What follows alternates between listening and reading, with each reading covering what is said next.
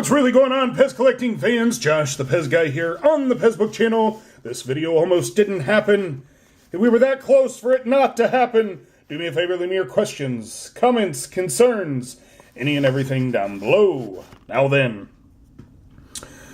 So, I had a bunch of stuff that was carded. I didn't think it needed to be carded anymore. I wanted to get the candies out of there, hand them out for Halloween. And as I started to open the edge here, I looked at the dispenser head and noticed this.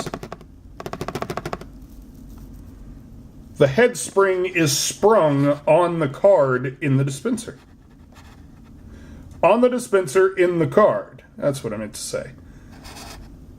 That is really cool. So this is an error I was unaware of. Maybe you were unaware of.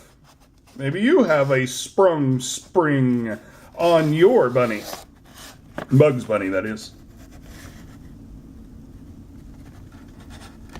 That's really cool. So I thought I would share it with you.